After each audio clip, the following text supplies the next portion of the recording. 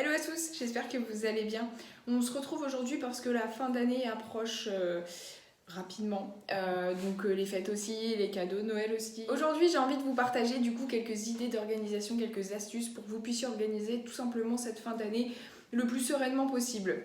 Allez, let's go. Planifier en cette période va être votre meilleur allié. On a tellement de choses à gérer, on a tellement de choses à penser que il va être là pour vous aider, pour vous accompagner tout simplement.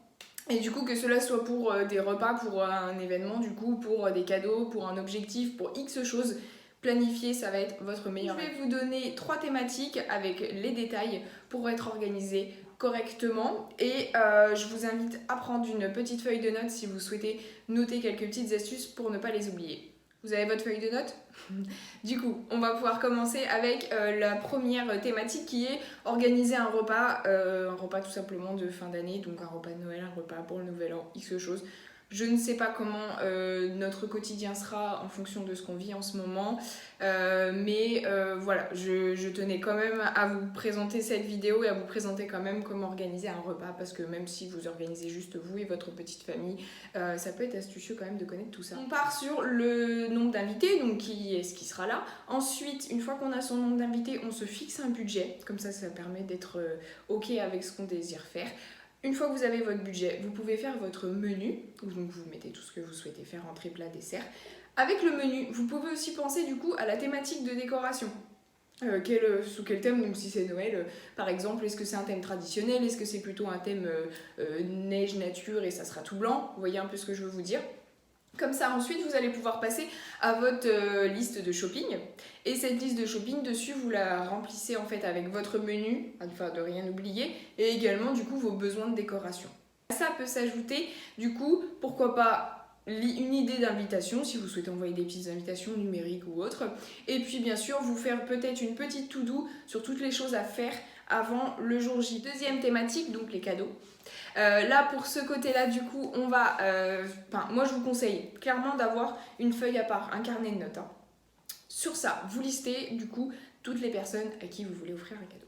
Ensuite, une fois que vous avez cette liste de personnes, vous pouvez vous fixer un budget global ou un budget par personne qui correspond à votre budget global. Logique. Du coup, une fois que vous avez votre budget, que vous avez votre liste de personnes, vous allez pouvoir donc choisir un cadeau à chacune de ces personnes en fonction de votre budget. Quel cadeau donc et où? Pensez aussi à noter où est-ce que vous allez devoir l'acheter, si c'est en ligne, si c'est en boutique, si c'est possible, et si c'est une boutique en ligne, quelle boutique? Petite astuce, pensez aussi à regarder la livraison, parce que parfois, et même le prix, parce que ça ne rentrera peut-être pas dans votre budget, parce que parfois il peut y avoir des livraisons qui vont être un peu trop tard, et par rapport au moment où vous allez commander, vous allez vous retrouver un petit peu à court. Donc ça, c'est hyper important aussi quand vous listez. Vous pouvez le noter sur votre feuille où vous mettez tous les prénoms, etc. À côté, vous mettez, je sais pas, par exemple, un petit point d'exclamation, livraison en avance, par exemple, ou livraison à faire telle date maximum. À tout ça, vous pouvez ajouter la thématique de vos emballages cadeaux. C'est-à-dire, ça peut être une thématique traditionnelle, vous pouvez très bien aussi noter la couleur exacte de ce que vous voulez, les rubans dont vous avez besoin et par exemple des étiquettes. Vous notez tout ça en bas de votre liste cadeau et du coup, ça vous permettra d'inclure en fait aussi tous ces emballages dans le budget. Ce qui permet d'être sereine aussi et d'avoir tout ce dont on a besoin quand il faudra tout emballer.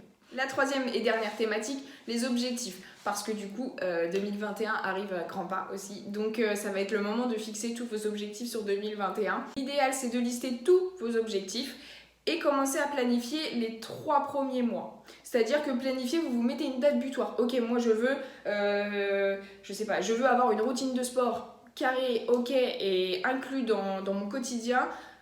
Maximum fin février. Voilà, c'est une idée. Mais au moins, ça vous permet de vous fixer une date butoir et de s'y tenir. C'est surtout plus facile. Donc que ce soit les objectifs familiales, les objectifs personnels, les objectifs professionnels, peu importe. Listez tous vos désirs d'amélioration, toutes vos envies d'évolution, qu'elles soient un peu folles ou non. Si vous avez envie d'avoir une liste un peu folle, vous pouvez la faire. Une liste un peu plus réaliste, c'est pareil, ça passe. Faites en fonction de ce qui va vous permettre d'être boosté au quotidien dès le début de l'année et de savoir où est-ce que vous voulez aller. Donc ces 3 thématiques, je répète, donc le repas, les cadeaux, puis les objectifs, c'est un peu pareil en fait sur chaque thématique, on liste, on note les budgets, on note par exemple les boutiques et on se fait des to-do list. C'est un peu pareil partout, même si ça s'ajuste sur ces 3 thématiques. Si vous avez des questions particulières sur une thématique, si j'ai oublié quelque chose, n'hésitez pas à me demander dans les commentaires. Je me ferai ravie de vous répondre. Et puis donc tout ça, ça va vous aider à être...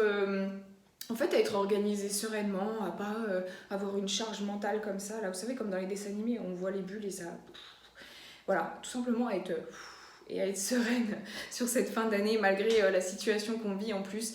Et donc voilà, n'hésitez pas à utiliser des notes, à noter tout ça dans un cahier, à noter sur une feuille, peu importe en fait, ce qui vous aidera à être organisé au mieux possible dans votre téléphone par exemple, peu importe. Faites comme bon vous semble, mais essayez de planifier les choses et de lister, c'est vraiment ce qui va vous aider. Dites-moi dans les commentaires ce que vous aimez le moins, peut-être organiser, ou alors ce que vous adorez organiser. De mon côté, je vous avoue que l'achat des cadeaux, j'adore ça, que organiser un repas de Noël, j'adore ça, lister les objectifs, j'adore ça. Ouais. J'aime bien planifier les choses. Bon, c'est peut-être mon côté organisatrice d'intérieur qui en joue un petit peu, on ne sait pas, mais bon, voilà. Je vous invite à vous abonner si vous aimez ce genre de vidéos, si vous aimez ce que je vous propose. Je remercie à ceux qui prennent le temps du coup de regarder les vidéos, qui prennent le temps de liker, de commenter et de s'abonner, ça me fait chaud au cœur. Et puis je vous dis à très bientôt dans une nouvelle vidéo. Prenez fort soin de vous. Bye.